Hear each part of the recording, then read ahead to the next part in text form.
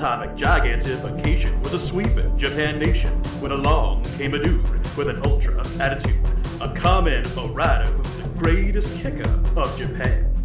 And of all, man, life's too short now, baby, to not talk big now, baby. Welcome, ladies and gentlemen, back to a brand new episode of Kaiju Conversation.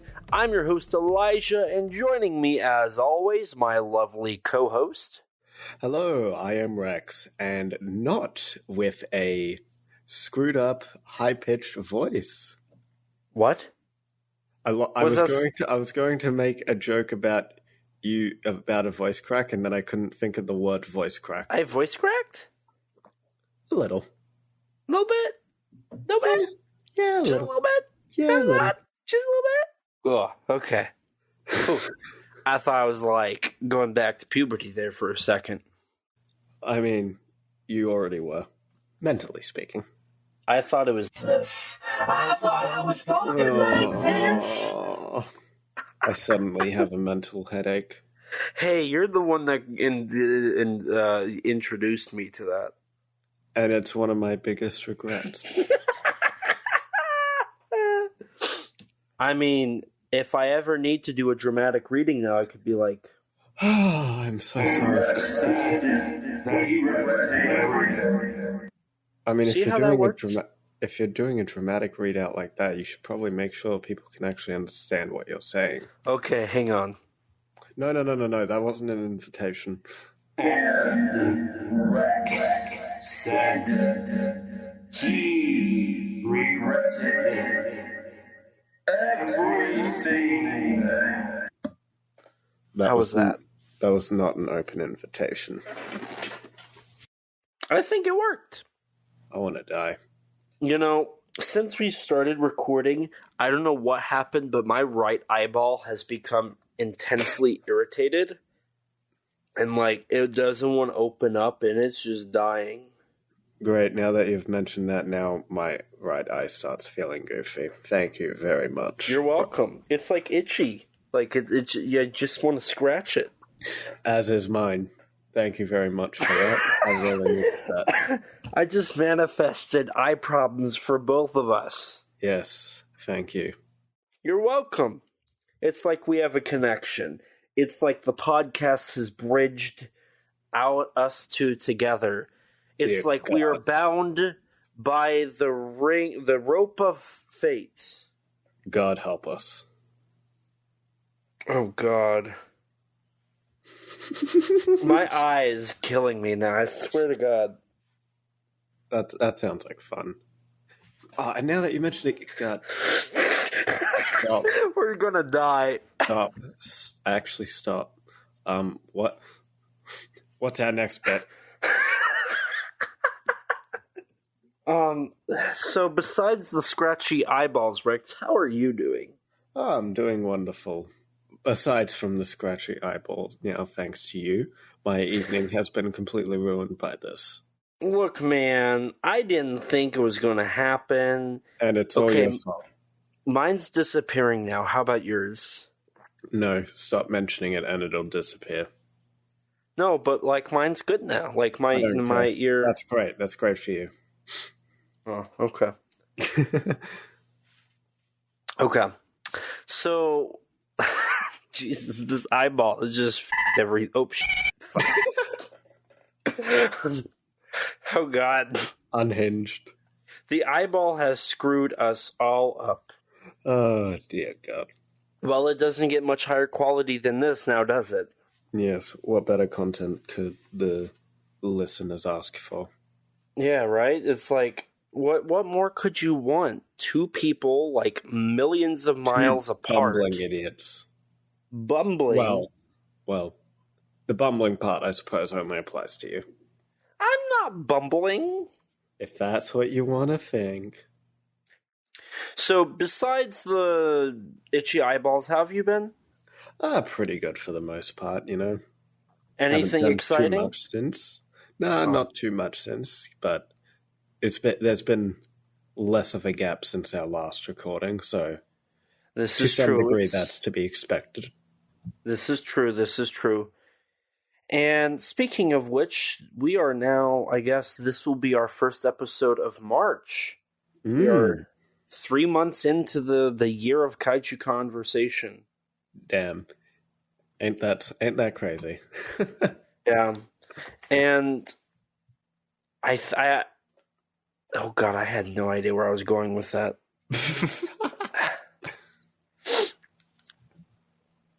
But before we get too far into Kaiju Conversation, I've been doing well. Not that anybody asked, but Who asked?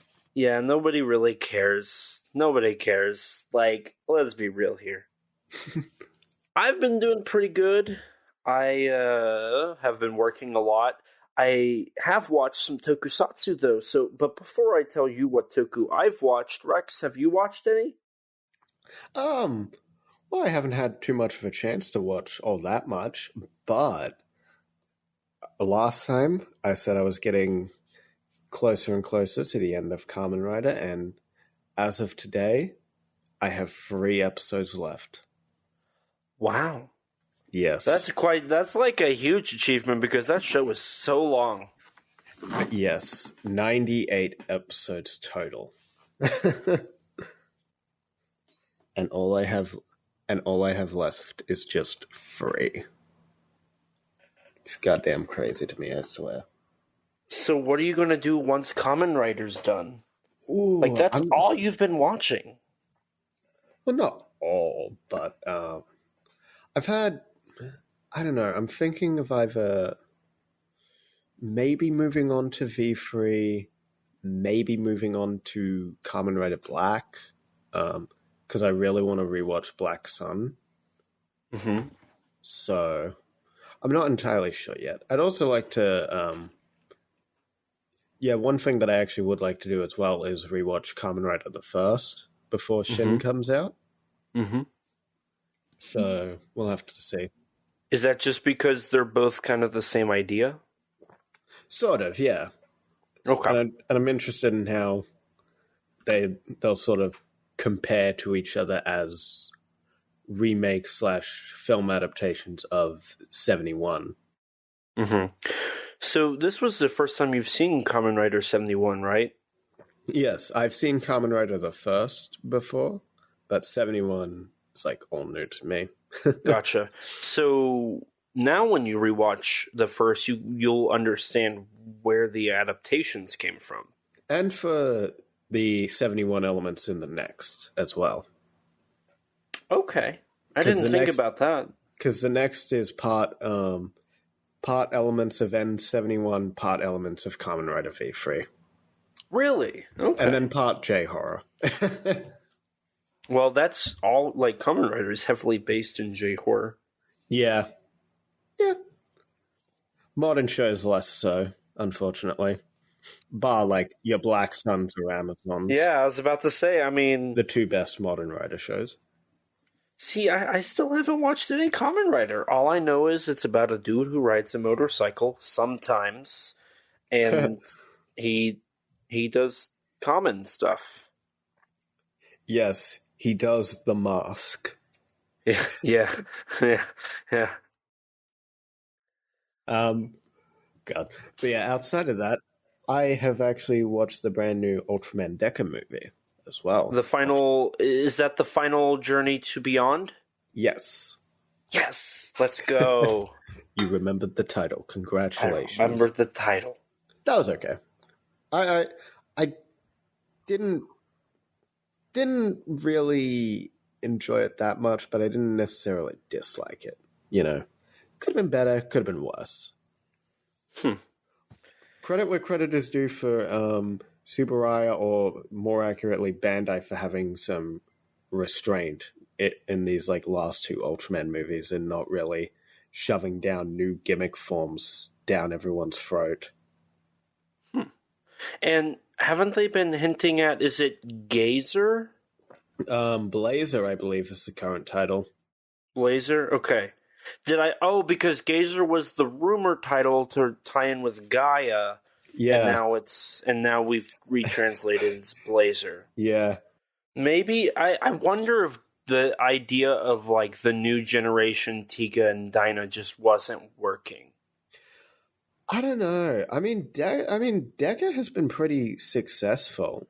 And Trigger, I don't think Trigger was as successful as Z or Decker. No.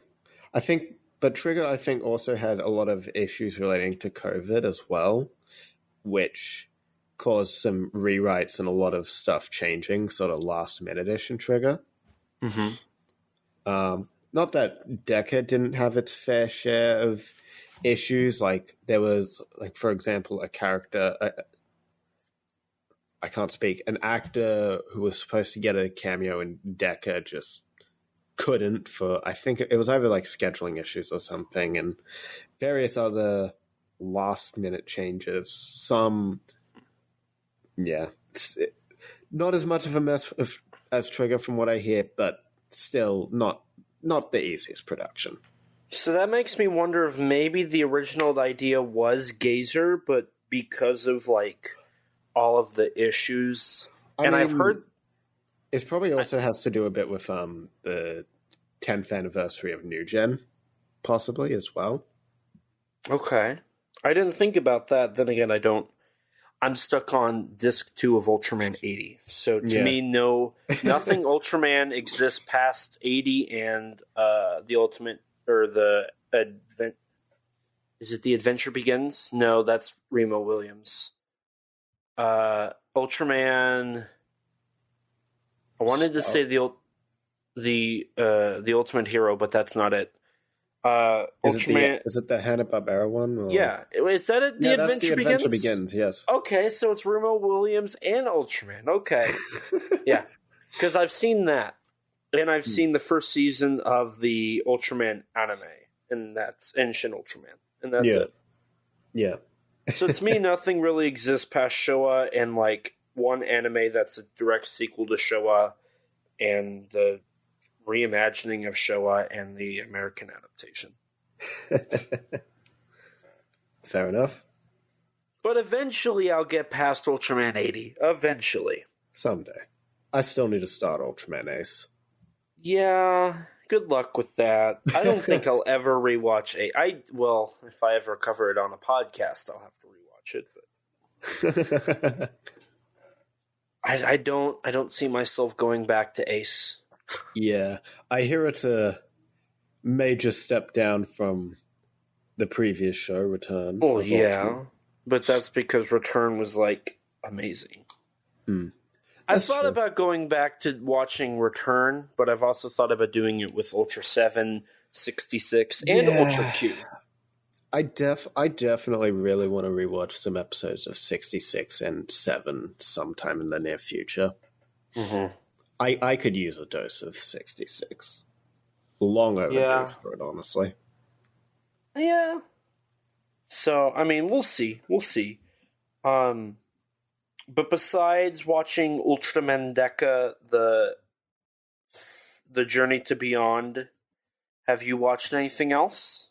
Well, there was one movie that was on our schedule that I happened to watch in preparation for this recording. I'm not sure if you've watched it yet, but... Was it The Howling Village? Because that's the tokusatsu I watched.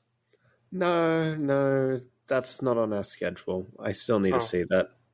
It's not awful. It's Takashi Shimizu. Glowing recommendation. Yeah. It's by Takashi Shimizu, who directed another movie we've covered, Ju-on the Grudge. It's like his third most recent film, I think. Third or fourth. Yeah. It follows your J-horror tropes that we've already covered in Ju-on and The Ring. So, it's nothing... Isn't it part of, like, Howling Village? That's in, like, his anthology series of, like, village film. Yeah, urban village. Urban legend village films. Because you've got Suicide Forest Village, the Ox Village one. And then Howling Village. And then there's a new one that comes out later this year as well. Oh, there is? Yeah, I thought that wasn't included. No, it's on the website. They mentioned that it's part of the series. And that's incubation, right? Is that it? It starts with an I. I swear to God, it starts with an I. I can't remember what it's called. Because it's probably something similar. I've seen people talk about it. Specifically on Facebook. Because Immersion, yes. Yes, that's what it's called, okay. So that's included? I believe so. Huh. From what I remember looking into it a little bit when the trailer came out, so I'm pretty sure it's included in his Horror Village series. Horror Village. Now I'm curious. Like I'll have to see what happens. I have no clue if any of them actually connect or not. I'm just calling them an anthology series because I assume they are. Well, I've heard that they're connected that way too. I don't know. I'll have to find out for myself. English. I don't speak it anymore, apparently. Yeah, you've been struggling all recording so far. Yeah, I know. What's happening to me? Well, I think you're just not good enough. Go home. Go home. Go away. Get out. And then... Foul Demon. I feel like there's another movie I watched, and oh, really? Yeah. Was it the brand new hit film Cocaine Bear? No. Did you watch that? Yes, I did. The marketing for that film has been crazy. I just gotta know, does it live up to like the stupidity but fun that it looks? Yes, but it could have gone further. That's the one thing that's the one thing I'll complain about majorly, is that I think it could have gone further with the craziness. But I will say the gore was very, very nice. I very much appreciated it. Is it a gory film? Yeah, it's pretty gory, particularly that the sequence with the ambulance workers and all them. I don't know what that means, but there's like, nah, you should watch it. You should watch it. I might watch it. We'll see. I was waiting for the film for a while, since back a good year or so at least was when I first caught wind of its existence. And I'll say this, it lived up to my hype. See, that one I've wanted to watch. I want to watch, and this is not Toku, but I've wanted to watch Everything Everywhere All at Once. Oh god, you need to watch that. Oh my god. Bro. And there was another smaller film that I was like, I should watch that. Yeah, bro, you need to watch Everything Everywhere. Just do it. I feel like it was another A24 movie. I could be wrong, though. X? Pearl? No, I saw X in theaters. That was actually... Oh, you saw X? Damn, I still need to see I was X. I was on a vacation, and I was bored. And the hotel I was staying at, there was a movie theater down the street. So I was like... Oh, my God. I told the people I was with, hey, I'm going to the movies. And they're like, could we go? I said, none of you want to go see the movie I'm going to see. So I went and I watched X in the theater by myself. Nice. I still need to watch it. Pearl is finally coming out in Australia. Only took it almost a year. And I will say this, and this is, self-promoting here, but if we're talking about how I've been, I want to say X kind of helped inspired what I'm working on right now, which is a horror. No, just the idea of a home, low budget independent one. I am working on a horror film, and I was saying short film, but I guess this is where I can kind of reveal this. Oh. So I was working with my actor, and I realized that I could take the idea further, and I've actually got a story now, bar the 10 minutes that I've filmed, that can push it to an hour and a half, roughly. Like an hour and 5 minutes to an hour and a half. So now we're going to work on filming what will be my first feature-length film. Oh, wow. Which is going to be a horror short film, or a horror film, which is kind of exciting. I feel like that's kind of cool, like the idea that my first full-length feature film is going to be a horror movie. I, like, a few years back, I was writing a story. I mean, it only got like 20 pages in, or not even 20. It was like 13. I got 13 pages into what I was going to do as my first feature-length film, which was a 50s B-movie inspired film. Like aliens coming down and like this small town, and like this teenager and his girlfriend have to like save the day and all that like stupid stuff. And then I'm trying to think, because at that time I had watched Plan 9 from Outer Space, so that was my inspiration for this. But I kind of got bored and I didn't want to just do like a 50s B movie. It felt too like cliche and too like goofy. So it just stopped. And then Quasar 3 was going to be 30 minutes long. That was the next like full or close to full length. The script was finished. I just never filmed it because of scheduling and actors and all that. And then our project that we are still working on got delayed because I wanted to do some other things prior to get bigger projects under my belt, which led into my YouTube video I'm working on. But then I shot this after watching The Fabelmans, and now we're here with this, which is kind of exciting. And nobody cares. Like, nobody's listening to this to really care. You don't even care, but who knows? Maybe you'll like it. Maybe you'll like my horror movie. You're a fan of horror. I don't know if you appreciate, like, low budget, like, we don't have the budget to, like, make crazy stuff, but we did what we could with what we had.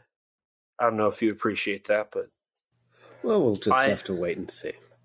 Yeah, I kind of related back to, there's this, like, Sasquatch movie. It's like... Suburban Sasquatch?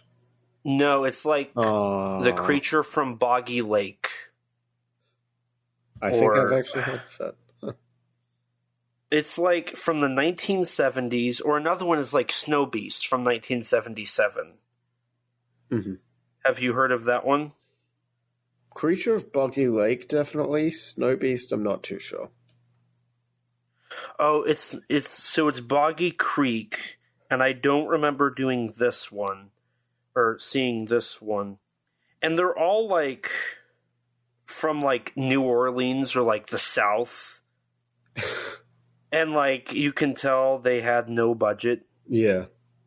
And it's like stupid, but there's, it's like you can get in the mood for like low budget Bigfoot movies. You like Yeti, Giant of the 20th Century. Oh, god damn it. How did I know it was going to lead back to Yeti?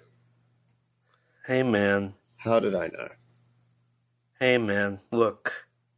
Yeti nipples. That's a very funny joke, Elijah. It's not a joke. Your comedy has truly peaked. So what movie were we covering today? It's Creature from Black Lake. That's what it is. That's the one. Okay. I've never seen Sorry, that. they all sound the same. But speaking of a lake, I feel like I remember another movie I watched where this creature came from like a lake or an ocean. And it was really ugly. Yeah. Really now? I'm trying to remember what it was. It had a weird, like, hairdo. And it was really ugly.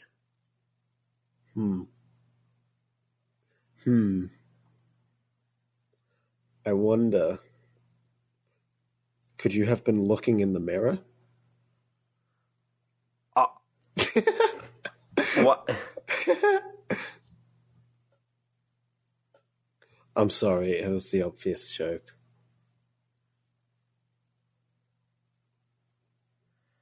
You know, I'm done talking to you.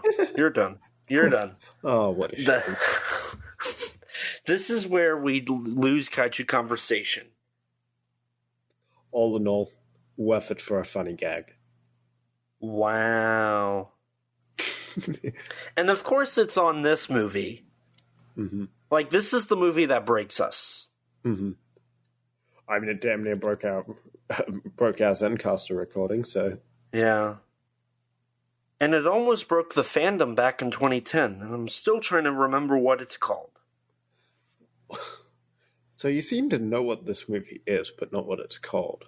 Yeah, it's almost like I'm trying to change up the gag a little bit so it's not the same thing I did for the last 6 recordings. Mm-hmm. I'm so sorry for the audience that has to hear the same gag over and over and over again.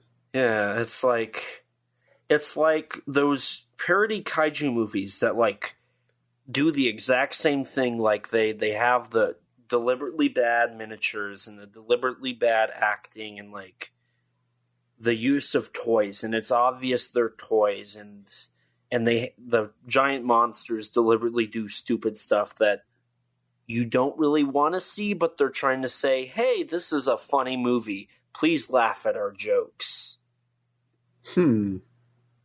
Perhaps you could be talking about a movie starring...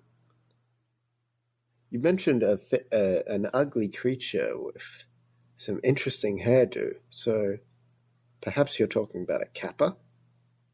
I was thinking, a Kappa. I love yokai. Yeah.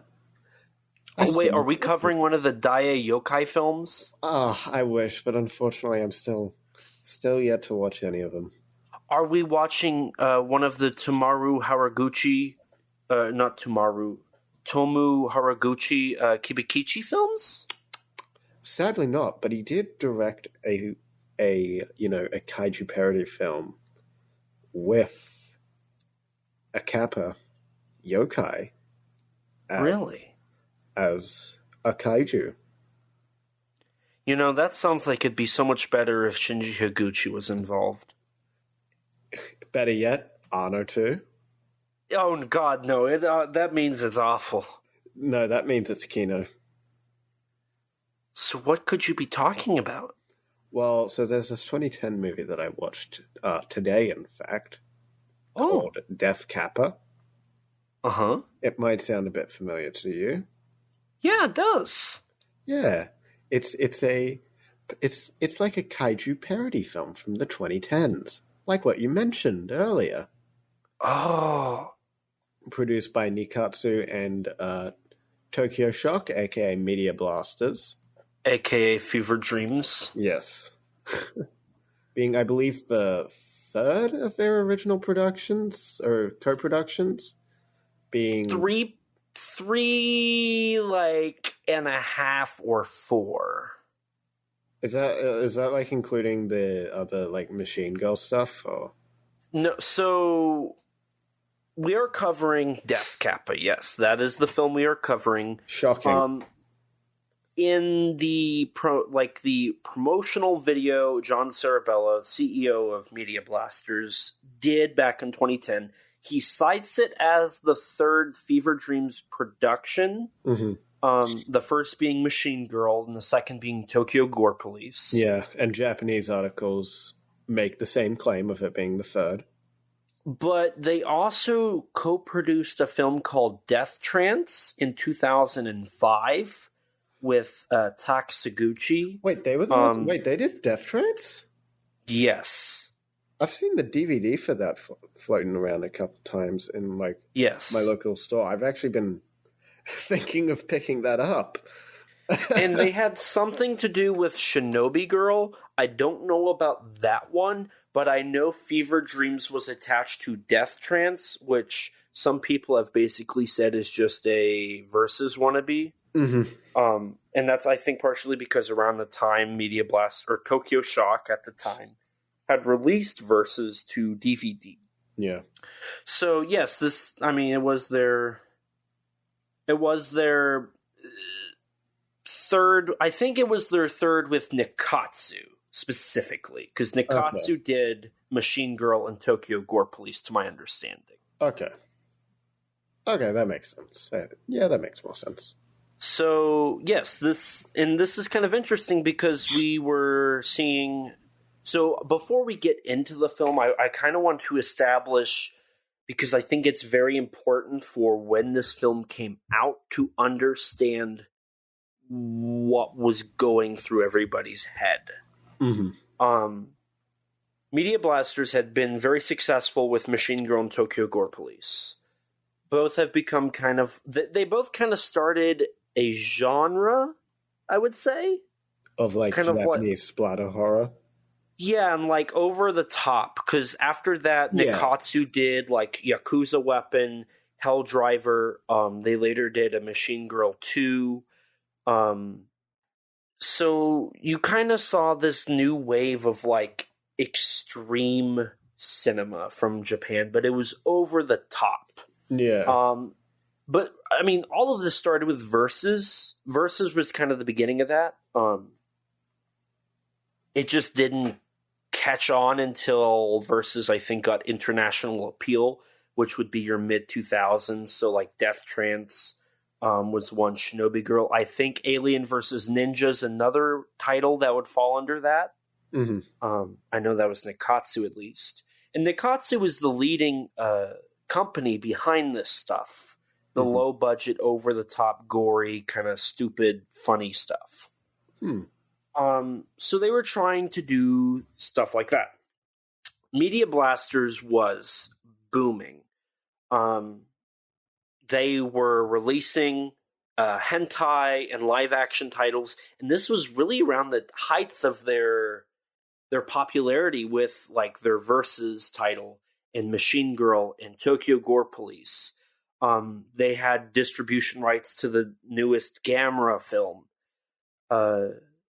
So they, in Japanese genre, for Japanese genre fans, Media Blasters was one of the biggest contributors to that. I mean, prior to that, they had released Kamen Rider the First. They had done Keita Anamiya's Zerum, Duology, and Hikaider.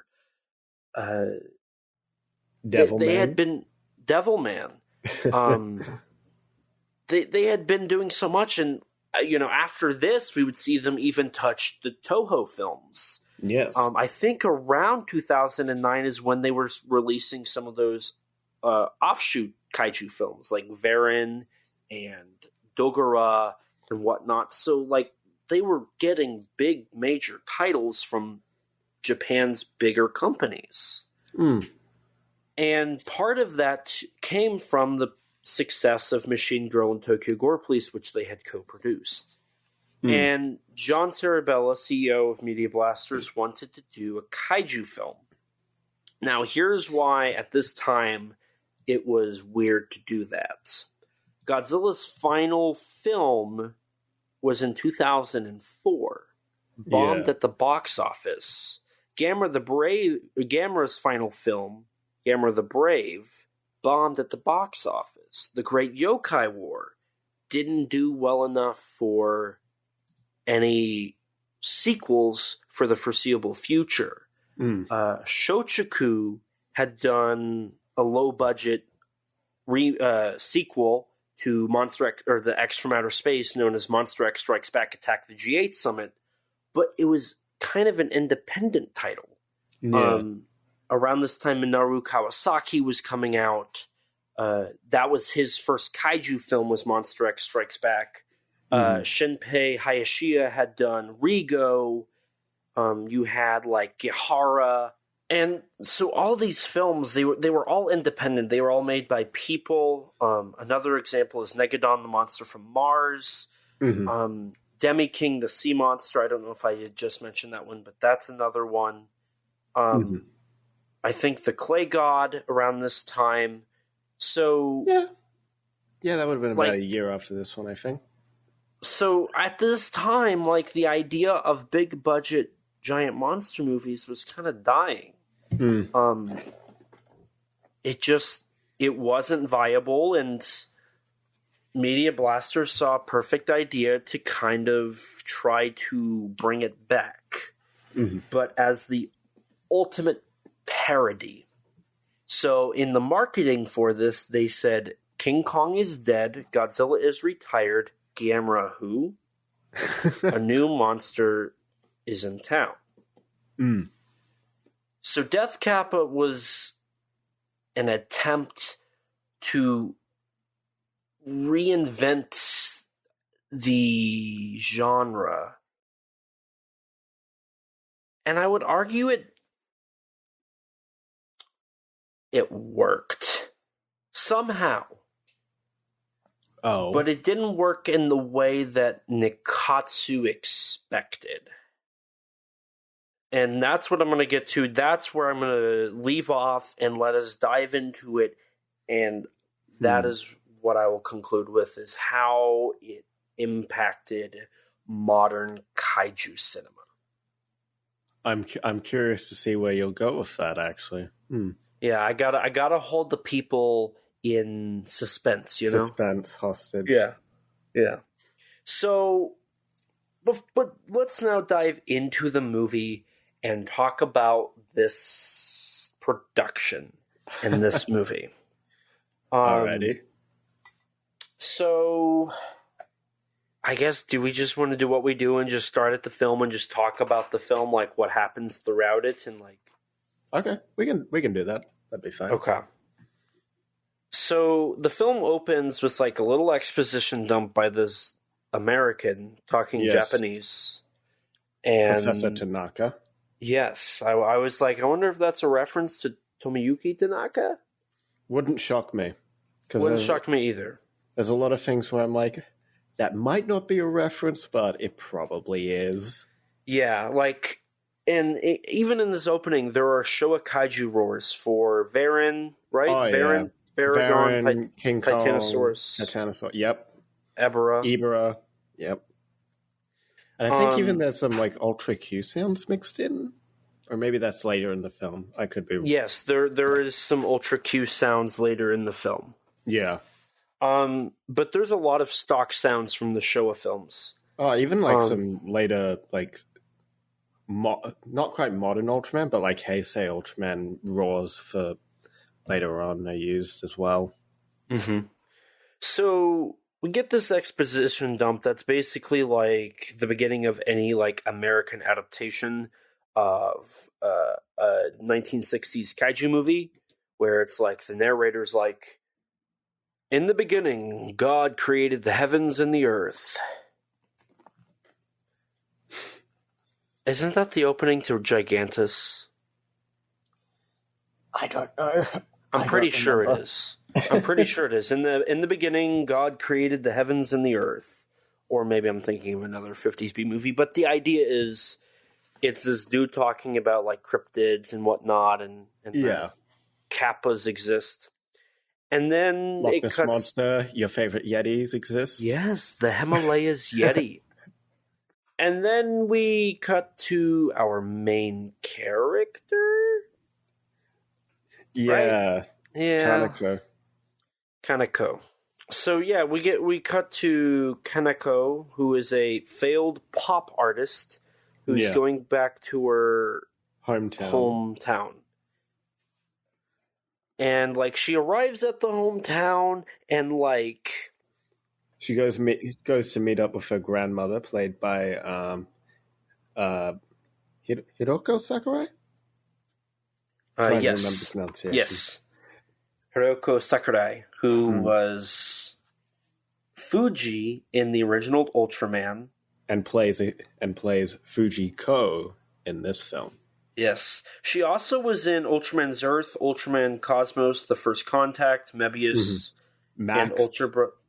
Was she in Max? Yes. She's in, like, the first episode, as well as System of Kurobe.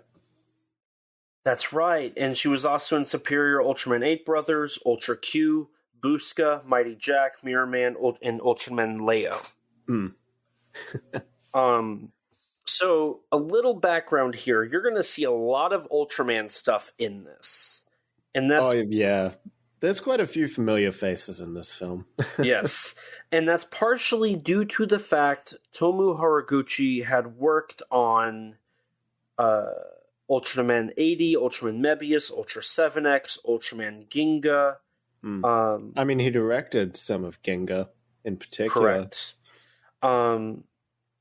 So, and because of that, he had worked on every Gamera film from Guardian of the Universe to Gamera the Brave. Yeah, being the model of the monsters. Mm-hmm. He had worked on Sinking of Japan, Kibikichi 1 and 2 he directed. He worked on Rigo. He had directed a movie for Toho titled Mika Droid Robokill Underneath Disco Club Layla, which I've talked about frequently. That was the first film Shinji Higuchi was the director of effects on, which is quite ironic because I think that was Tomu Haraguchi's first film he directed, and then he would later work with Higuchi on the Gamera films and then Sinking of Japan, and then because of that history, he would have a contact to get him to cameo in Death Kappa. Yeah. And a lot of Death Kappa is from Subaraya people because of how established Haraguchi was in the industry. He was able to pull a lot of people from Subaraya to work on Death Kappa, which is how we got a surprisingly well-made, low-budget parody film. Unlike something like, I'm trying to think of another parody film, or like Notzilla, that looks bad. Death Kappa actually looks pretty decent for what it's going for. Yeah, honestly, the miniatures themselves and like the kaiju suits in the film were pretty on par for Subaraya. You can't count Kappa because Kappa was made like 6 years prior. Which is kind of shocking because the suit has held up really well. Yeah. Like almost a decade had passed. I mean, so Haraguchi worked with Subaraya, right? Yes, he had worked so as far back as 80. Maybe he also knew how Subaraya stores their suits. Because like Subaraya production is very good at storing their suits and making them last a long time. This is true. This is very true. As Haraguchi probably learned from Ultraman Ginga a few years later. Oh yeah, didn't they use like some Showa suits in that? They used an alien suit from Taro, only replacing like the beard hair that it has. Huh. Yeah. So, this film has a lot of familiar faces and a lot of bigger name people for tokusatsu, I should say. Not like Toho levels, but like Subaraya, so like popular within its own genre. Yeah. Which already had, I think Death Kappa gave it a heads up from like the Rigo and Raiga trilogy, because it had that production crew behind it. Oh yeah, if we're speaking strictly production crew, then yeah. Yes, yes. But like Raigo, for example, has like in its cast Ultraman himself, Susumu Kurobe. Right, and Yokojiro Hotaru and Keita Anamiya was designer for them. And Wait, Amamiya was involved in Rigo. He designed Rigo. Mm-hmm. Huh. I think he designed both Rigo and Raiga. He was on the designing crew for that. You're the one that told me that. I don't remember telling you that. What? Yeah. You're gaslighting me. No, I swear to God, you told me Keita Anamiya worked on Rigo and Raiga. Maybe not Raiga, but Rigo I know.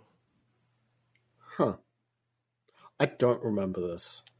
But yeah, we're introduced to Kaneko, her grandmother, as well as a band of drunk driving teenagers. Yeah. So this is where I'm just going to dive in. So as quickly as her grandmother's on screen, she dies. Yep. But like her death is so, like, okay.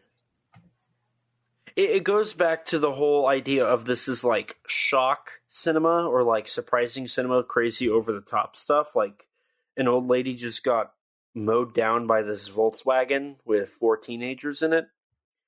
It's supposed to be ridiculous, but the issue is, like, nothing, it just happens. Mm.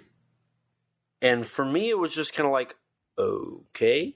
Oh, there's also And? just these guys in the town that are, like, deformed or have scars on their faces.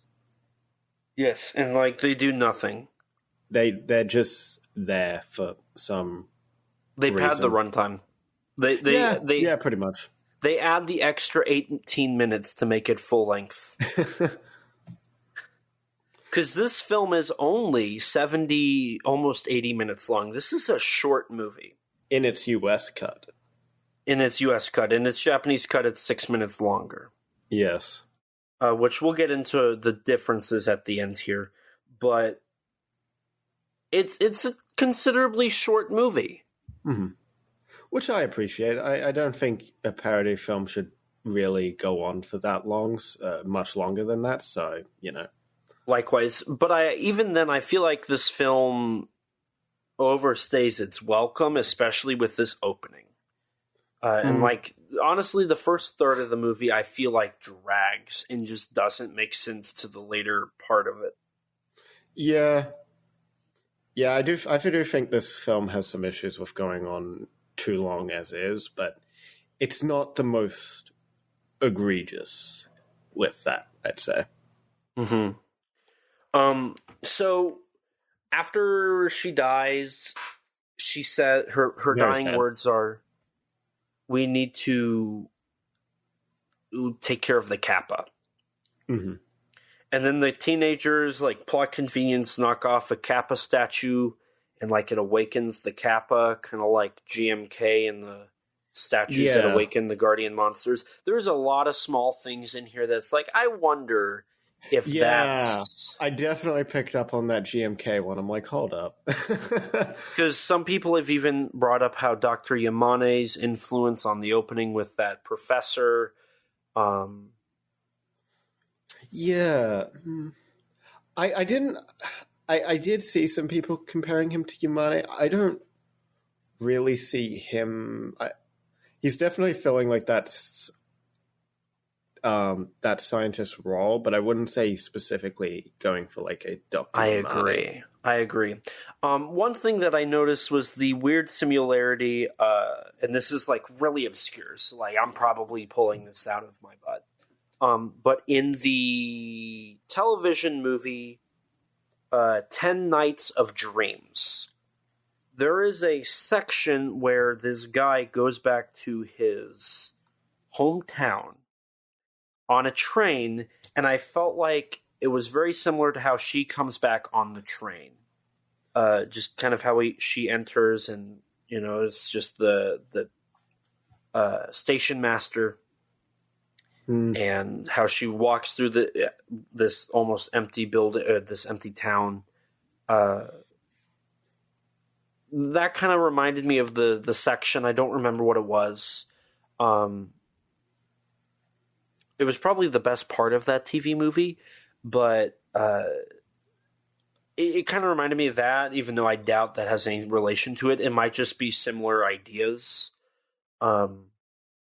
But, you know, going back to where we were, the Kappa awakens, and from there we're introduced to our villains, I guess? Yeah. This movie jumps around. Like, it's hard to determine what the plot is. I don't really know if this movie has a plot. For me, I feel like this movie has two distinct sections. You know, everyone talks about this being like a parody of like Godzilla.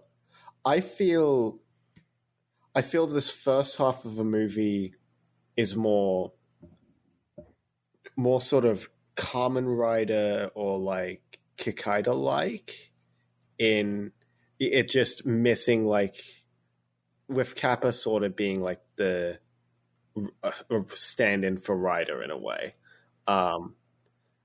Meanwhile, the second half is sort of like your Godzilla, your Ultraman. So can you elaborate on that Kamen Rider Kikaider thing? Because I'm curious on what that means. And like, go ahead and like, if you want to push the plot we're at right now forward, like go for it. I'm really curious on this. So while we have our main character Kaneko discovering the Kappa's existence, we also, it's intercut with scenes of the teenagers getting attacked by what the movie initially sort of like suggests could be like a Kappa or another Kappa, but is actually a bunch of Japanese nationalists. Yeah. And eventually, after some like comedy scene setting up that the Kappa loves Kaneko's music, introducing these two characters who will never appear again in the film after these scenes, and all that, she gets kidnapped by the nationalists and this one woman who is dressed up as Sasori, the female prisoner Scorpion. And yeah, she gets captured in their base, and they sort of explain that they're an army of nationalists, and the scorpion dress lady, whose name is Yuriko, her grandfather was like doing experiments to make for the Nazis to turn people into like these sort of like fish monsters, these fish kaijin, to fight against the Americans, because the Japanese army had less numbers. And then Hideaki Anno shows up. Hideaki Anno was just a Japanese nationalist in this movie. I mean, are you really surprised? Like, look at Shin Godzilla.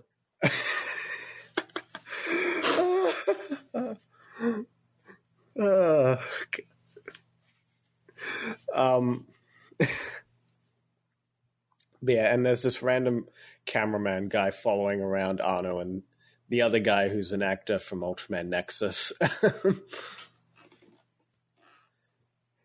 But yeah, so they explain basically that they're evil. They want to turn like Kaneko into a fish girl. Isn't the idea basically what Jinguchi wants in Atragon? What, to make the Japanese, to bring back like the... No, you got to get the exact quote. You Anno's quote, you have to get exact. I'm sorry, I don't have the quote written down. Here, I'll get it for you. Because I have the quote. Because it's so ironic. Here's the quote. Now is the time to restore true Showa ambition. That's right. Oh, God. So the script was a few years ahead of what was planned. But yes, Anno successfully brought back true Showa ambition. Oh my God. Shin Kamen Rider coming in theaters March. Yeah. But yeah, no, this whole like sequence in their base and the set design sort of it sort of feels like a modern-ish take on like a Shocker type base, except for the fact that it's literally Japanese nationalists. And I guess you could also say that Kaneko is kind of your main character, and then she does randomly get like this dude and this kid. Yeah. Which kind of follows the Showa TV trope of like you have a kid and like a potential significant other, but nothing ever develops. So yeah, you never they really disappear. They do. They disappear right after they're introduced. I actually have a weird music video, and then they disappear. And I actually wrote, the side characters feel useless. There is not a single character besides Kaneko and Kappa that feel like they provide anything relevant to the plot. Yeah, and I mean, not even the villains. The film's struggling to keep Kaneko relevant at all after this sequence. Right, because because all of this happens in about 40 minutes out of this 80-minute movie. Yeah. 40 minutes of this is quite literally just setting up the Kappa. The Kappa doesn't appear until like 30 minutes in. And it appears earlier than that. It's like 25. It's like 25. Well, like in the plot. It's birthed, but then it doesn't really become relevant or like intertwining with Kaneko until like 25 minutes in. Yeah. Something like that, whatever. Kappa only becomes relevant 25 minutes in, and then by the 40-minute mark is out of the picture because everybody's kidnapped. Mm-hmm. And then 2 of them disappear, and then one's just going to become a fish person. A lot of people have actually compared the fish people to Terror Beneath the Sea, the 1966 Toei Sonny Chiba movie.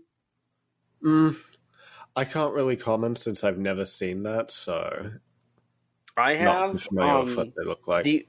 The only thing that's significantly relevant is just the like the idea of fish people that are like slaves that are like supposed to be this army. That's it. And maybe it was on purpose because like, you know, it all of this does kind of have a whole like deliberate like reference, and then the references just get like even more just piled on as the film progresses into the final act, which is about 30. It's the last 30 minutes of it. Yeah. Because about at the 45-minute mark, Kappa appears to save the day out of nowhere, I might add. Yeah, he just appears on set. He fights the fish people and the nationalists and the evil scientists. The Yuriko lady starts shooting Hideaki Anno, which is hilarious. And then, which felt very Toei Spider-Man. What, her shooting Anno? Yeah, with the AK. Honestly, I kind of got classic like Arnold Schwarzenegger action film vibes from it, particularly with all like the blood squibs. Yeah, but see, that's another thing that was like a staple of that wave of Japanese films was like the blood's, spurting out of everybody and like being over the top. So that's just another one of those tropes that was in the genre that. Sure, but to me, it just sort of it felt more the way like Arno's swaying his body around. It's more like one of the guys that Schwarzenegger would shoot in any of his movies, or like when Ed 209 shot the business dude in RoboCop. Yeah. So and then like everybody's like basically dead or like they're knocked down, and then the crazy scientist lady's like, everything's ruined, even though she kind of was the one that ruined everything. But Kaneko somehow like super chops this like remote control device, which breaks the fish people and whatnot. Also, the teenagers turn into fish people. They kill the guys and make the girls fish people, which felt very reminiscent of Machine Girl, I might add. Have you seen Machine Girl? I have not. Okay, so do you want like a little plot spoiler? Sure, feel free. So in Machine Girl, and I think it's mostly in Rise of the Machine Girls, which is the sequel. They like take people and try to like, well, I guess it is Rise of the Machine Girls. In the sequel, they take girls and like turn them into robots. So I was like, oh, I feel like I've already seen this idea of like the cute chicks being turned into the monsters. But also like they were horrible human beings and like we don't have any care for them. So like I don't feel any. Again, the side characters are pointless. There's no emotional like, oh no, in here. It's just, it feels so bland. The only oh no part is oh no, Kaneko's going to be turned into the third Kappa girl, or whatever. But even then, like, we haven't had enough development or anything to, like, I feel like, care about her. Mm. The movie moves so fast. It's like Godzilla vs. Kong. It just moves so fast that it's like, okay, we're here. We jump around spots. Is that our link to Godzilla vs. Kong? We finally found a way to link it. Yep, that's it all comes back here. And it just, I don't know, it just feels boring. And then at honestly, the end, I thought this section was pretty fun just for how. I mean, yeah, just this for the part's ridiculousness fun. Of. But also, you have to admit, when we get to this part, it's like, are we done? Like, I feel like it does feel like we've hit the end of the episode. Like, Kaito or Kamen Rider is in the base and fighting the villains. And it's like, okay, so like in 3 minutes, if they don't beat everybody, they're going to die. Yeah. So it's almost over, right? And then the crazy scientist lady blows up the facility with an atomic bomb. I also want to point out that both times I watched this movie today, even in the second time, like I've already done this once, but I had to do it the second time. When we got to the section of the base fighting, I checked my runtime to see how much longer I had, and there was still half of a movie left, and I'm like, what? It feels already over. Yeah, because the main conflict is done because they blow up. Like you said, she uses an atomic bomb and it's over with. I mean, from this point forward, there's like a whole like 20, 30-minute stretch of this movie afterwards that just feels almost like just a sizzle reel for special effects. Because not much really happens plot-wise after this point. I do say I did like the effect that the effect of the smoke after the bomb, like where they put the food coloring into the water. Have you seen the documentary Bringing Godzilla Down to Size, where like they recreate the explosion from like Atragon? I've seen Bringing Godzilla Down to Size once, but I don't recall this. So there's a section where they like try to recreate a Showa explosion, where they dump food coloring into the water and whatnot, and that's what they did for the nuclear explosion here, plus a little added CGI, which I thought was cool. I did want to bring up, I feel like this film does a good job with its colors, except for the day for night shots. That's the only time it's like, this doesn't I think like the good. Shocker Bay, or the National Space, sorry. Too much Kamen Rider on my mind. I like the green and red color schemes with hints of sort of like blue occasionally. I like that. I like that set, and I like the lighting on that. I agree. It's very dramatic and very like moody. Which I like stuff like that, even though it's like unnecessary. I absolutely love that. I mean, this film is going for style over substance, so I appreciate having a decent style. Yeah, I would agree with that. It's all, and like even the camera work. Haraguchi clearly has something here. Like some sort of idea of how he wants to film it. It's very well shot. It's like not horrible. Although I do think his special effects sequences are probably shot a bit better for the most part. Yes, but that's because he's a special effects guy. Effects director. Yeah, exactly. And keep in mind too, this was Nakatsu's second kaiju film. So the fact that they were able to pull this off, I think, is pretty good too. Like the kaiju stuff itself. Yeah. Though, like we mentioned prior, that's partially because of the use of Tsuburaya's effects hands. Yeah. But speaking of the kaiju, I suppose we should introduce it. Hangulus. Yes, out of nowhere. Just Out of nowhere. Yeah, like they go from the beach to Tokyo, and it's like, what? Mm-hmm. How do we get here? Apparently, it's so the fish people during the atom bomb. Like, apparently, the idea is that they merged to become Hangulus. Ghidorah 91. The film does not make that clear. I was very confused on why Hangulus just appeared, but apparently that's the reason.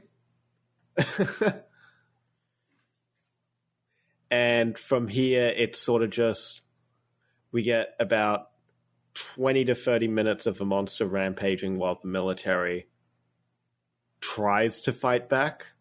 We get some cameos from like the not Maser tanks as well. Yes, the not Maser tanks. I loved that. Mm-hmm. That was a nice little reference. Mm-hmm. So yeah, I mean, we get some cool cameos from even some Tokusatsu veteran actors. Yeah, you got the female host from Ultraman Ace in there as one of the military people. Yes, that's Mitsuko Hoshi, who was in Iron King, Ultraman Ace, Ultraman Taro, the original Karate Robos and Borgar series, Ultraman Mebius, Superior 8 Ultra Brothers, Mebius and the Ultra Brothers. She appears in here. We also have, let's see, Shigeru Araki, as I believe he is the Self-Defense Force commander. Okay. He was in Ultraman Tiga, Kamen Rider Stronger. Yeah, he's the main character of Stronger. Who he appeared in the Stronger movies, of course, in Black RX, various Metal Heroes series, and a few other Tokusatsu shows, which I thought was pretty cool. And I mean, it's quite literally just your stereotypical monster rampaging, military fighting, jumping back to the boardroom, talking about what to do. Yeah, it for me, I think it goes on a bit too long. Absolutely, because it does become repetitive. It's like, okay, we've seen this now 7 or 8 times. And I mean, like, it's shot well, but like the rampage itself is not that exciting. Yeah, like Hangulus only destroys like 1 or 2 buildings during the entire like 20-minute sequence. So like for 20 minutes, it's mostly just a kaiju walking and occasionally interacting with the military. Right. With the military talking. Yeah. It's not, and because they're trying to go for the low budget, it just doesn't, there's not enough eye candy here for you to enjoy it. Yeah. Like if it was, like Gamera Heisei trilogy levels of like detail and like effects, like that would be a different story. Like that would be, I mean, the actual miniature buildings themselves don't look bad. They look like a late Showa Ultraman. Yeah, they look about on par. Maybe around about on par with what Subaraya was doing at the time. It sort of has some of Subaraya's same trappings though, where like sometimes it's obvious they are limited. And this is an issue that the Millennium Godzilla series has as well, where they're limited in the amount of buildings they have. Right. So you're only getting buildings in the foreground and like a couple in the background. And so the middle of the set is completely empty, which, to be fair, this film does a decent job at hiding that for the most part. But it also leads to like a lack of any like interesting, destruction happening. Right. Yeah, and like you said, there's only like 2 or 3 buildings that are actually destroyed. and it just doesn't. It doesn't land. It really doesn't. It almost works, even like it almost kind of works, even though it's no matter what, it's still too long. Absolutely. And you get a couple references like the Maser tank showing up, which, I mean, not only is it a Maser tank, it's coming out of like a tunnel, very reminiscent of like, in a shot very reminiscent of like War of the Gargantuas. Right. So you get those neat references, and the suit itself for Hangulos it's decently cool. Mm-hmm. It looks about on par with like a Ultra Kaiju of the time. So right. And then, so after this destruction sequence, we get an ode to Terror of Mechagodzilla with a blue beam, ironic, right? Hitting Hangulos, right? Hangulos? Yeah. Knocking him down, and then here comes Kappa, who has become Daikaiju Kappa. That's not what it's actually called, but that's what I would call it. Yeah. So Kappa has grown large because of the atomic bomb, and then we get quite literally a wrestling match. Yeah. You do have an ode. They grab an oil tanker, right? Yeah. Mm-hmm.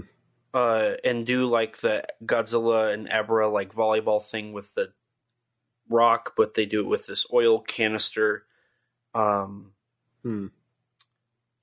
It's very much a wrestling match. Yeah. And there's a few other Godzilla references in it. Like there's a bit where it's like the puppets of like Kappa and of Hangulos, and it's like a upper body puppet. Yes. And the way it's shot, there's no way they're not referencing Ghidorah the three-headed monster.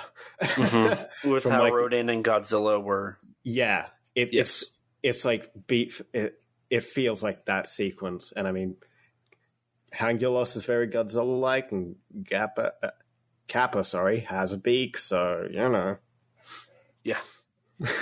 And, and from here, like, it gets interesting. I think this is a fun sequence. It's fun. It is fun, but I also think partially because of the fact that the Hangulos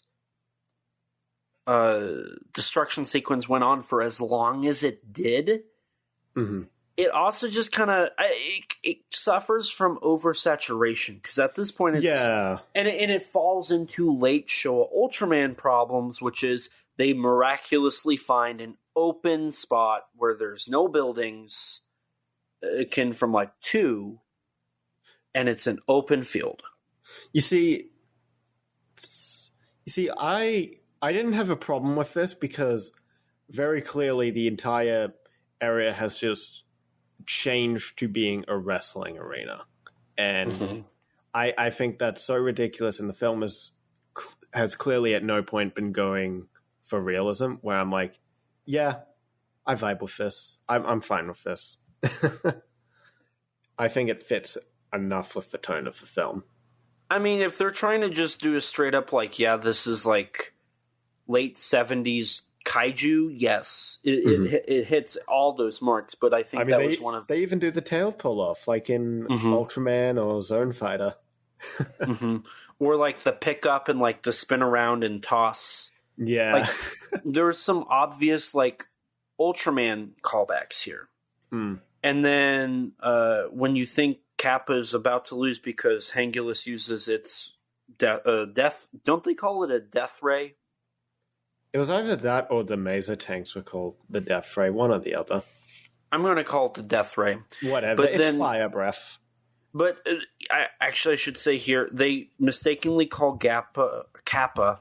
See, now you got me saying Kappa. Kappa, a monster, and then our scientist dude interrupts again. This is where the Ultra Q sound effect comes in. Yeah. And he's like, this is not a monster. This is a mythical creature versus a giant monster. which kind of sets up for the finale of the fight where Hangulus is breathing this death ray onto Kappa, and Kappa somehow, like, manipulates the fire to, like, go back. Yeah. And it blows up Hangulus, much like how at the end of an Ultraman fight, the kaiju explodes. Mm. And then we get the twist, which is Kappa now goes after the entire world. Yeah, Godzilla vs. King Ghidorah style in a sense. Mm-hmm.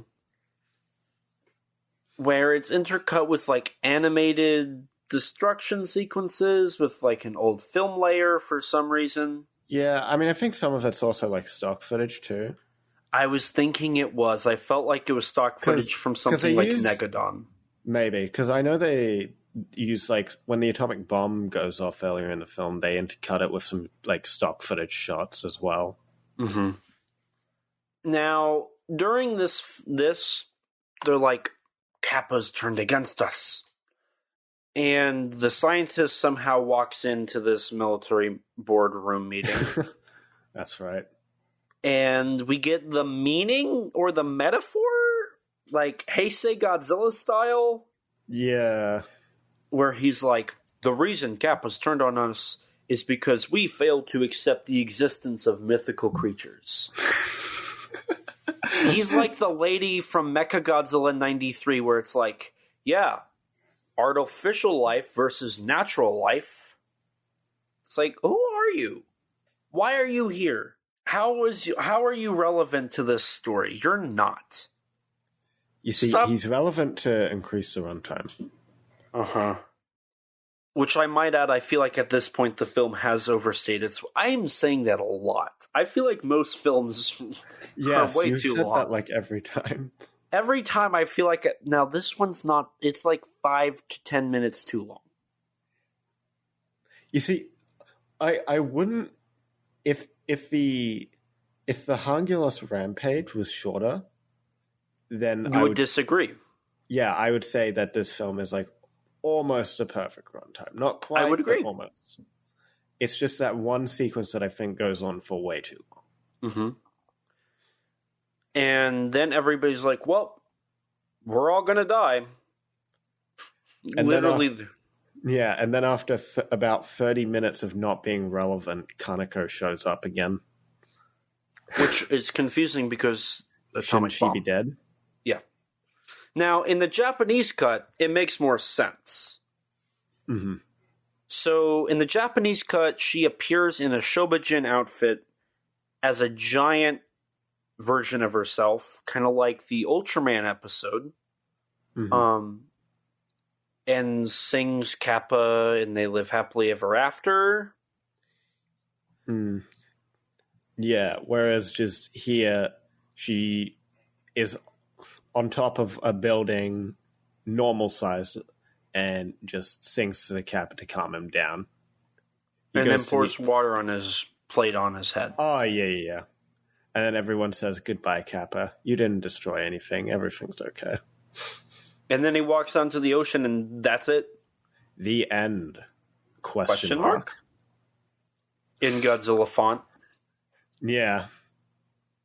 So, this movie, I couldn't help but notice. I've seen this movie before, but not Death Kappa. And this is where I'm going to tie it all back. Oh. So, while watching the movie, I couldn't help but realize that it gave me, like, weird vibes of, like, something Minoru Kawasaki would create. Mm-hmm. And I did some looking, and Monster X Strikes Back, which was a reboot to a Showa film, but a comedic film with crazy, like, terrorists that take over and, like, are insane and crazy stuff happens. All of that happens in Monster X Strikes Back. Mm-hmm. And it happens in Death Kappa. And then I did a little more digging. The co-writer for Death Kappa, Masakazu Mikita wrote the following stuff: Gridman, Ultra 7, the 90s OVTs, Ultraman Tiga, Ultraman Dyna, Ultraman Gaia, Ultraman Neos, Ultraman Cosmos, Busca Busca, Ultra Q Dark Fantasy. And then he also wrote The World Sinks Except Japan, Monster X Strikes Back, Attack the G8 Summit, Earth Defense Widow, Monster Seafood Wars, and Outerman. He co-wrote with Minoru Kawasaki. Mm. And then it hit me. Death Kappa was setting up for the next decade of independent kaiju films we would see. Because following this, most of your kaiju films from Japan would be in the form of parodies. Mm. Bar your Ultraman movies and your occasional independent production that tried to do something different. Yeah. The difference was, it wasn't just Mikita writing, it was also Kawasaki, who I think knows how to write humans a little bit better. So Death Kappa was essentially the formula that all independent kaiju films would follow, as it was the turning point for parodies to become the norm. And this did we talk about this in, was it the Shin Ultraman recording where we talked about how kaiju have become more of a joke than a serious... We might have. I don't remember, honestly. But you remember that conversation, right? I remember us having a conversation like that at some point. I don't remember if it was during a recording or not, though. I don't remember. But the point we were talking about in the recording was, or in the discussion, was kaiju have become kind of a joke. Mm-hmm. You don't see very serious kaiju movies anymore. Mm-hmm. Unlike you did like in the 70s and whatnot, where everybody, like, it was silly. It had silly concepts. It might have been Cutie Honey where we mentioned a similar point as well. Not specifically about kaiju, but like sort of parodies in general, more of tokusatsu. It might have been. But what we were talking about was, for some reason, in the last 10, 15 years, something changed. The genre of kaiju became more of a joke about itself than serious. Mm. And Death Kappa was the big push for that. Death Kappa was one of the top studios in Japan, Nikatsu, produced this film. And following this, we saw Kawasaki, his grow to kaiju fame, begin. Following this, you had Earth Defense Widow, Outerman, Monster Seafood Wars, Kaiju Mono, which I feel like Hingulus looks a ton like Mono. When you look at the two kaiju, they look so similar. Plus, you got the whole wrestling thing as well. Yes.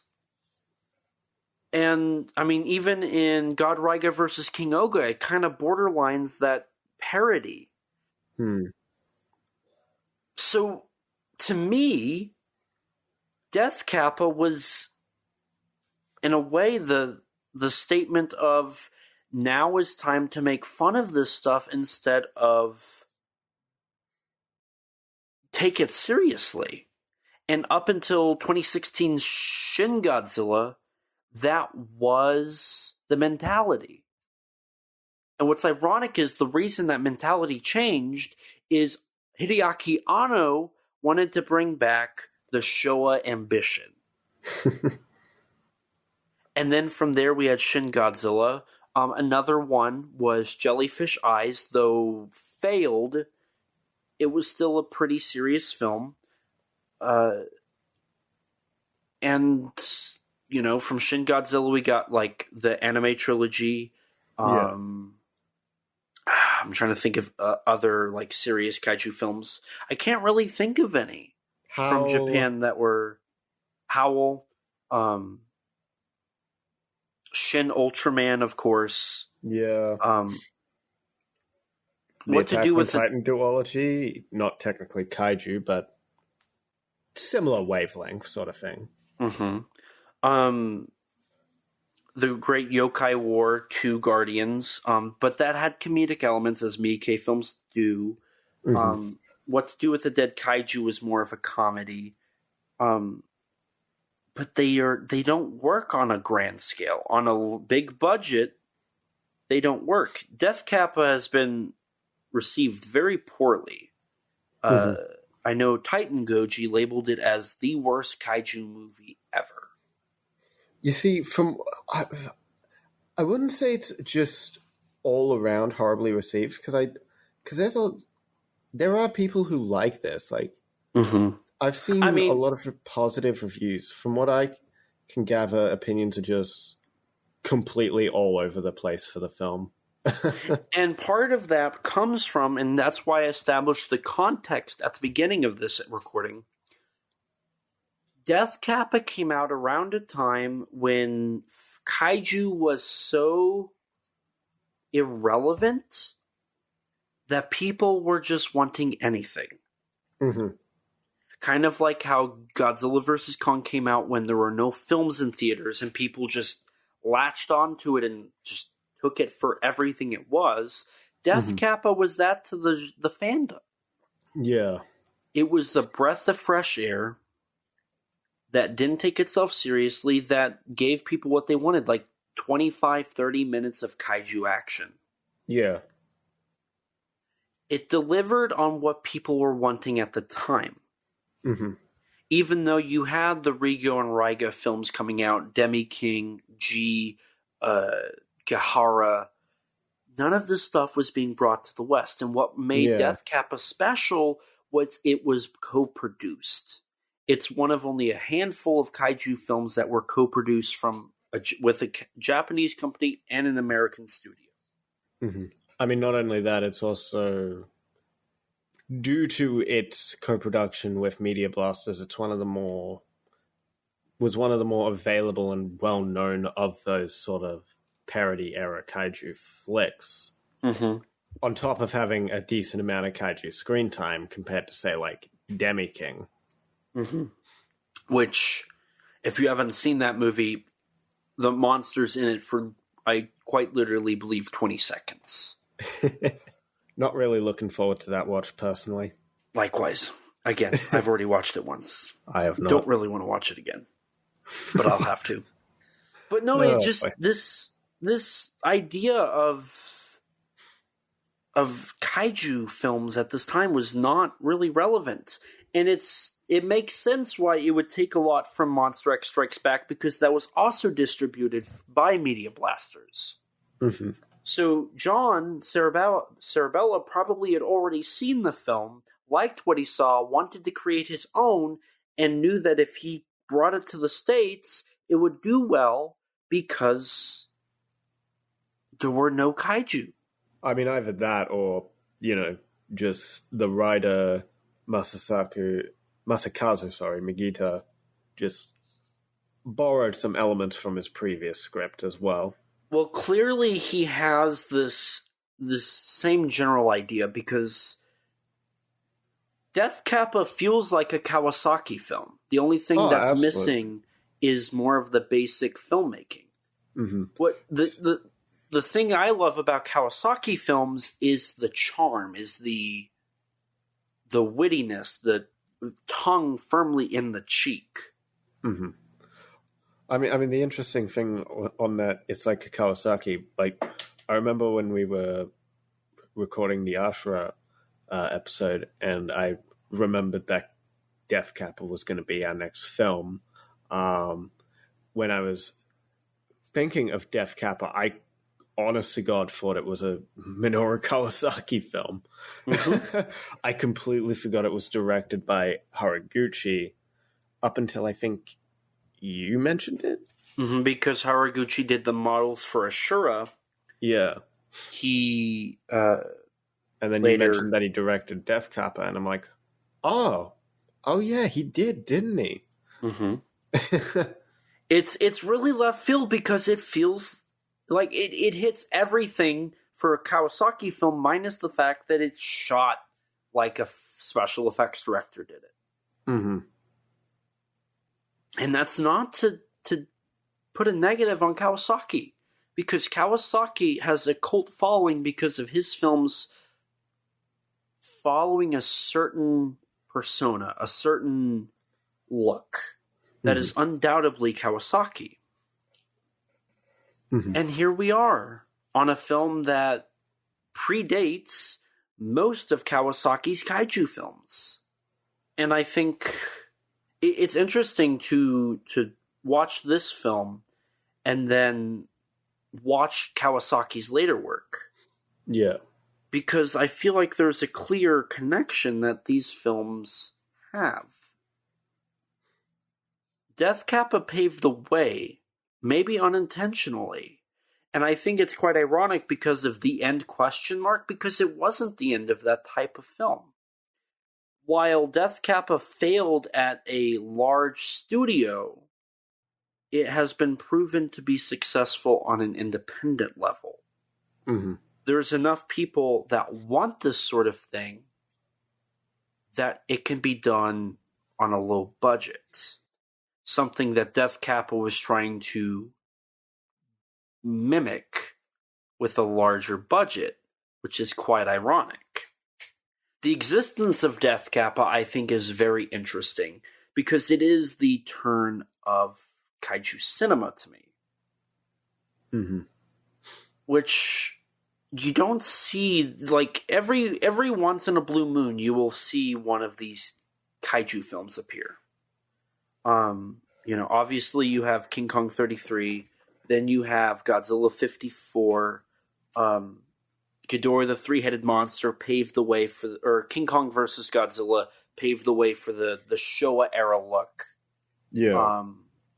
Gigan paved the way for the low budget look.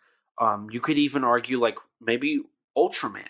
Ultraman was what kind of started that on a lower level. Then you had like Gamera Guardian of the Universe, which established a new norm or a new like style of film. Mm-hmm. And then you get Death Kappa. Even Biolante established. Biolante. Yeah. The new god of Toho. Yeah, exactly. Attack on Titan, I feel like established more of the modern look. Or Shin Godzilla even like further explored that. Yeah. And Death Kappa, I think, fits in there. I think Death Kappa definitely not to the level of like Shin Godzilla or 54 or King Kong versus Godzilla, but on an independent level, it definitely left. We are the first people to give Death Kappa anywhere near this sort of credit. And I think that's partly because people don't. I feel like there's not a huge fan base for the parody side of kaiju. Yeah. Which is a valid opinion, because I just sat here and criticized it. Mm-hmm. But to ignore it entirely is unfair, I think. Mm-hmm. I mean, particularly given how this parody was a large proportion of what we got during that period after Godzilla and Gamera had essentially, their wells had run dry, and the only thing out of the major franchises was really like Ultraman at that time. And even then, Ultraman was kind of struggling. Mm-hmm. I mean, Nexus got canceled. The next sequels... Subaraya went into bankruptcy. Mm-hmm. Mebius and Max didn't do so hot, et cetera, et cetera. So, it just... Everything at this time was weird, and Death Kappa was like this breath of fresh air from all of the struggling attempts to keep the genre alive. Mm-hmm. I mean, there's a reason people talk about Death Kappa more than Demi King or Gihara or Rigo and Raiga. Yeah. And that's partly because of its bad rap, and that's partly because at the time people needed something, and Death Kappa was there to deliver. Mm-hmm. Death Kappa came out of the sky like nobody knew and just beat up all the bad guys somehow. Jesus. So, I mean, I don't really have much more I can really say on the matter, but like, to me at least, that is what Death Kappa left. Mm-hmm. And the movie, I think, barely gets by. Mm-hmm. But in the context of when it was released, it makes sense why it got by. Mm-hmm. Yeah, for me, it's a film that I enjoy this film, but I also have my fair share of issues with it, a lot of which just come down to the unevenness of the writing and the comedy. So, like, I think the film can be absolutely hilarious when, like, say, Hideaki Anno shows up and is just shouting at everyone. That is hilarious. The just the whole sequence in the national space is absolutely hilarious with how over the top and ridiculous they are. Mm-hmm. Absolutely love that. But then some of the humor, like with the military characters, like where every time one of them dies, they scream for their mothers. I'm like, why are we repeating this joke? It wasn't funny the first time, you know? Mm-hmm. So, like, I think it's an uneven film. And, you know, but all things considered, I was expecting, like, I was basically prepared for an absolute atrocity. And I kind of enjoyed it. Overall. I enjoyed it more than I disliked it. So, for what it's worth, I guess that's sort of not quite a seal of approval, but it was a fun watch. Now, you disagree with the idea that like Titan, and I'm not calling Titan Goji out by any means. Mm-hmm. I feel like he is a pretty good person. His reviews is one of the most popular videos on the film. Correct. So it's a good point of measure, I say, on where the general consensus is. So yeah, exactly. And so, like, on that general consensus, how do you feel about? Do you think the film is worth a reanalysis and like a step back to look at where it was, much like how we know GVK? Or yeah, I wouldn't call it unfair to call it a bad film. It's certainly a heavily flawed film. But I think under its own context, as well as the fact that this is clearly like a small production, I think for what it's worth, I feel calling it like one of the worst kaiju films is just hyperbolic, personally. Especially when you have stuff like Rebirth of Mothra too. Well, I was going to say Demi King or like City on the Edge of Battle. Well, here's the thing. I haven't seen Demi King, so I can't really comment on that. Gamera versus Zigra is another example of a or Super Monster. Far worse than this. Hell, I'd argue this is better than some of the late Heisei Godzilla films. So, really, yes. Now there's a can of worms. Yes. I mean, I've made it no secret my thoughts on Godzilla vs. Mothra 92. So this is true.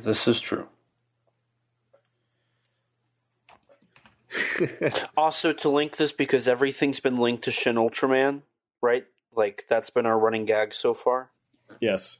We've got Hideaki Anno and Shinji Higuchi. Yeah, so that's how it's linked to Shin Ultraman. Yes. I just had to make sure we established that, because we're going to keep this going. I don't know how our next movie is going to link to it, but we're going to find a way. Yeah. Worst comes to worst, at the very least, there's a link to Ashura in our next film. This is true. So, I mean, at the end of the day, I think... Now, let me ask you this. Would you recommend Death Kappa to anybody who hasn't seen it? Yeah, I would recommend it to someone who is... who has seen a fair bit of the genre. I would not recommend this to someone who's new to the genre, but someone who's seen at least most, if not all, the Godzilla films, decent bit, if not all, of the Gamera films, and has some, at least a little bit of experience with Kamen Rider or Ultraman. You know, I feel that's sort of the audience that's going to get the most out of Death Kappa. So a seasoned kaiju viewer. Yeah, more or less. Okay. Because I don't think this would appeal that much, as anywhere near as much to someone who's sort of more casual with this stuff, personally. So yeah, that's where I sort of stand on that. Okay. I would agree with that. I think that's... I feel like to watch and maybe this is an unpopular opinion, but I feel like to watch a parody, you have to have some familiarity with what it's parodying. Yes. No, yes. I'd agree 100% with that, because there's some gags that... I mean, even on, kaiju fans, there's some things like the female prisoner Scorpion reference that's going to go completely over people's heads. I mean, that one's not really a big thing. That's kind of just there in the costume design, where if you get it, you get it. If you don't, you don't. But yeah, no, I 100% agree with you there. And I even think your analysis on Kamen Rider being influential for the first part of the film, I think is a really interesting thing that I didn't even think about. Oh, no one talks about that, but I noticed it also helped that the character was tied up in a way sort of similar to how Shocker crucifies the Kamen Rider crew in every other episode. But that's think Ultraman's known for crucifixions. God help you. I can't wait to watch Kamen Rider and see all the crucifixions. That's my favorite part. But no, that's something that I'm sure they thought about. I guarantee you they did. Oh, I don't doubt it's intentional. And when you bring it up, if you've seen at least something Toei produced in that time period, you do see the similarities. Despite the fact that your characters are useless, it is there. It is there. So that I think I've learned, and I think I have a better understanding of Death Kappa, a little bit better after this conversation. But with that being said, I'm glad my commentary has been of value. I honestly feel like this is probably one of the best commentaries on the film.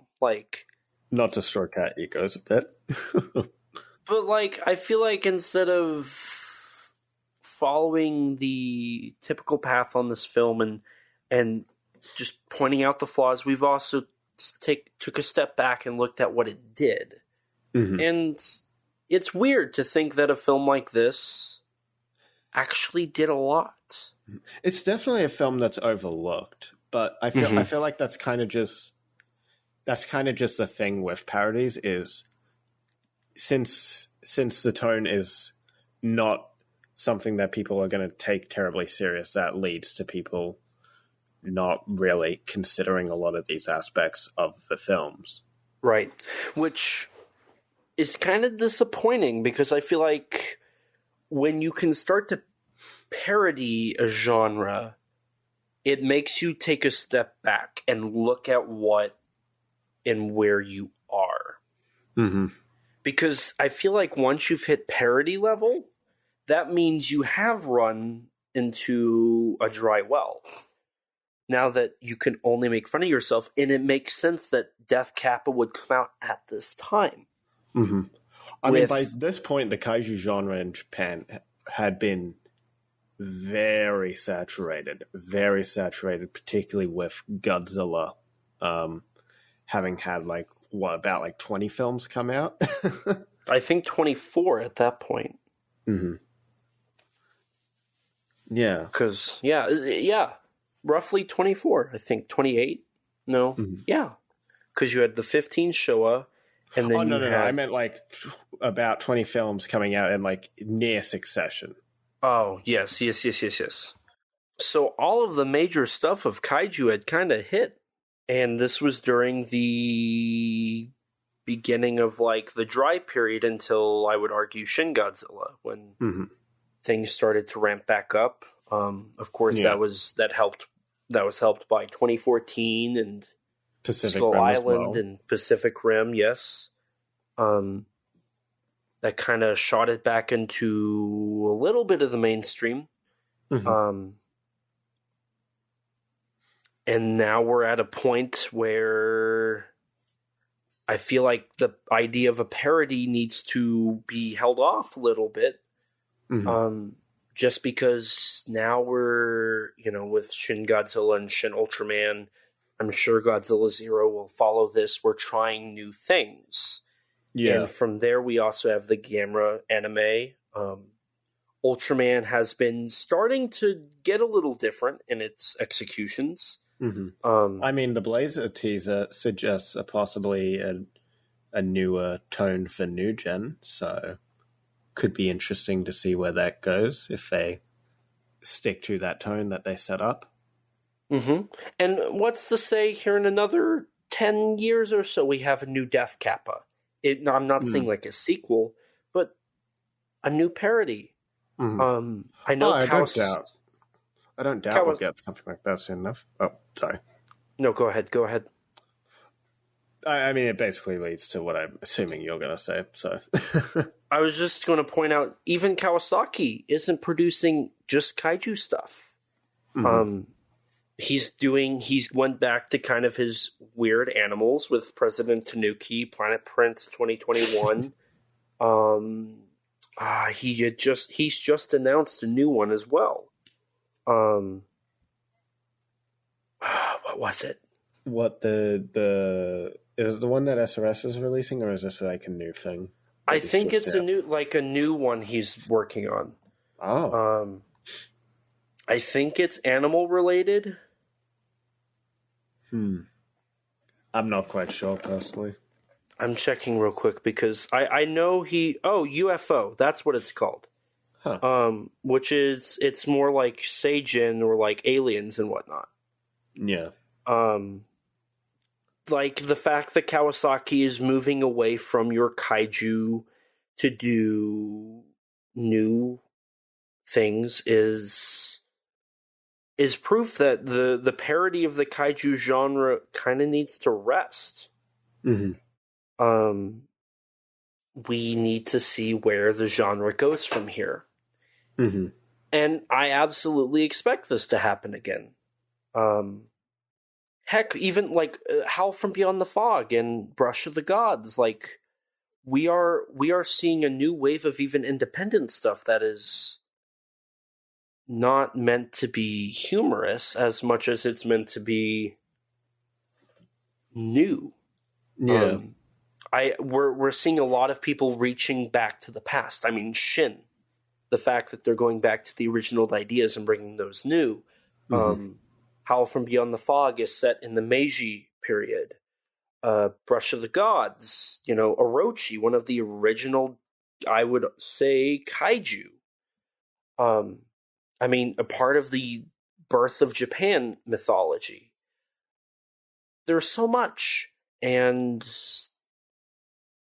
we'll see what happens. I mean, Godzilla Zero as well, going back to Showa. That's what Yamazaki thinks needs to happen. So, I mean, it's also that Yamazaki just likes Showa. This is true. Yamazaki's going to be in the next parody film saying "Show Ambition." But yeah, this movie would have been really ahead of its time if it cast Yamazaki. Mm-hmm. So, I mean, all this to say, parody is something natural in the genre, and it makes sense for Death Kappa to come out when it did. And I feel like when people understand that, the film becomes less, I think people view it as disrespectful, and it becomes more understandable. So yeah, there we go.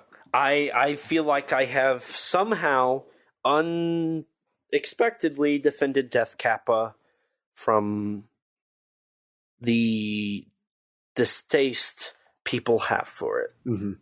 We have proven why Death Kappa is the most important kaiju film of the mid-2000s, early 2010s period. Yes, wonderful.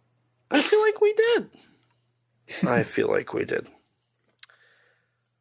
Well, Rex, I think it's time for us to wrap things up, as this recording will be about 2 hours. Oh, God. I mean, that's better than 3. True. That's true. I can't argue with it's better than 3-part. Because 3 hours, that's a lot. Yeah, and I guess that means we have yet another commentary you guys could use for your Death Kappa viewing experience. If you would rather just watch Death Kappa with us talking about it, just start the movie or start the episode 20 minutes early and then just play the movie and hear us talk about it. Yeah, 20 minutes, 30 minutes, 40 minutes, something like that. Whenever we start talking about the plot, that's when you press start. So, with that, Rex, why don't you tell the lovely people where they can find you at? Well, dear listener, you can find me on YouTube at Rexino, on Twitter at Rex_Xenomorph, and on Instagram at Rex_Xeno. If you want to check out some of my writing as well, on Tokusatsu for news and all that stuff, you can check out the Tokusatsu Network. And as for me, you can find me on Twitter at ET13 Productions, on Instagram at ET13 Productions, or on YouTube at ET13 Productions. If you want to find my personals, I won't link them, but it's not that difficult. You can find them if you really want to. I also write for Kaiju Ramen Media, a multimedia organization that works on giving fans what they want by fans. I have written for Kaiju Ramen Magazine, a quarterly magazine that publishes informative and opinionated articles on the wide world of giant monster movies. I also write for the website, kaijuramenmedia.com. I also recently got the pleasure of being the first to write and record a video for the organization, which you can find in issue 8 of Kaiju Ramen Magazine, where there is a QR code that goes to the YouTube video that I created. Ooh. So definitely check that out, and you might appreciate the little reference I put at the beginning for a certain Super Raya show. Oh? But obviously you don't want to look at my stuff. You want to support the podcast, right? That's what we're here for, supporting the podcast. So if you want to do that, don't forget to rate us on iTunes. That boosts our ratings and helps us get recommended to more people just like you. We haven't had any reviews lately, so if you could please help us get that 3.3 rating up, that would be greatly appreciated. Leave a review. You don't have to put something, but if you do, that would be greatly appreciated. Just let us know that we're doing a good job. If you don't have an Apple device, which I don't blame you, I should probably take that out of the script, because I have a MacBook that I'm literally doing the podcast on now. You can tweet us and follow us on Twitter at KAIJU_CONVERS, or you can leave us a review on Spotify, as they now offer that. If you don't have Twitter, you can follow us on Instagram or like us on Facebook at the same handle as our Twitter. If you're like me before podcasting and you don't have any social media, lucky you, you can email us at kaijuconversation@gmail.com, all lowercase, all one word, you know the drill. And we will read your reviews on air for everyone to hear. We also have a Teespring store. It's just our logo. Eventually we'll have original artwork on there, but until then, you can just sport that awesome logo and say, I talk big. So original, I know, right?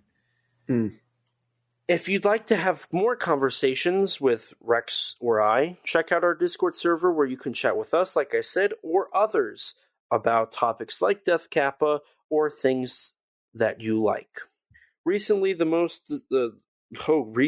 discussion that I see in our general chat room was about, the infamous time travel plot of Godzilla vs. King Ghidorah in 1991. Ooh, what a fun can of worms. Yes. It's a great community full of great people, a lot of fun. Don't forget to subscribe to our YouTube channel and hit the bell so you can be notified anytime we upload a video. That's where all of our backlog of videos go, our bloopers for each episode, mini-sodes, and monthly live streams. We now do those. So definitely check those out. They're a lot of fun. If you want some laughs, definitely check out the bloopers because, in case you haven't been able to tell, I'm kind of crazy. Yeah. Not a lot, just a little bit. He's a little more than a little crazy. I'm a little crazy, not a lot, just a little bit of soy. He's Enough also to be an crazy idiot, and go, you already knew oh that. boy. What? You want to repeat that?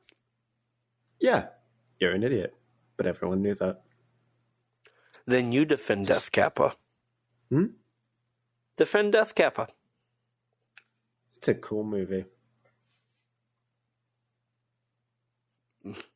I feel like you just undermined my whole 30-minute rant. Okay. And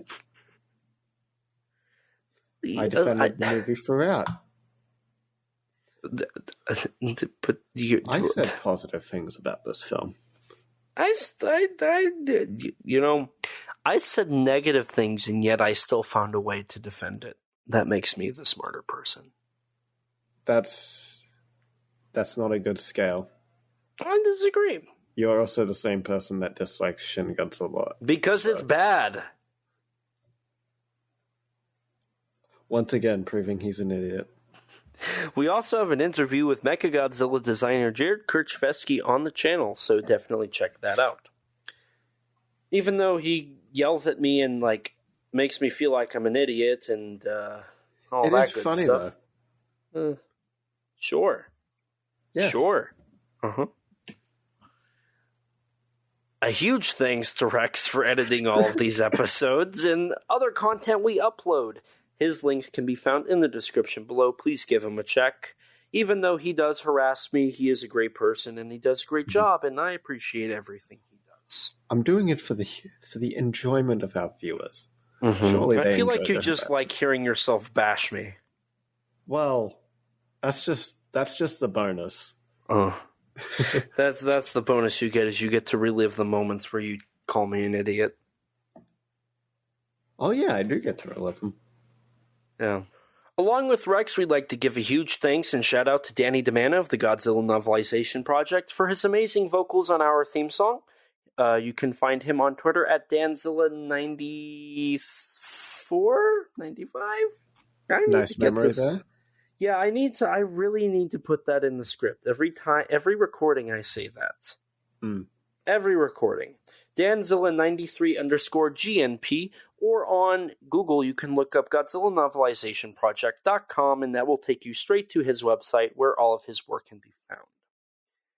Along with that, a huge thanks to Gratton Conwell from Giant Monster BS, the podcast, for composing the music for our theme song. Look him up on Twitter at Giant Monster BS, or on any podcast platform, Giant Monster BS, and give his podcast a listen. Matt and Gratton are great people, and they have a pretty fun podcast, if I do say so myself. And with that, I think we're going to wrap things up here. So thank you guys so much for listening. And as always, please remember, life's too short to not talk big. Bye, guys. Bye. We are set, we are in debt. There's nothing to sweat. Life's too short now, baby. Kaiju, not too big now, baby. Conversation. His name's Elijah, baby. And also Rex now, baby. We love those kaiju, baby. And you will too now.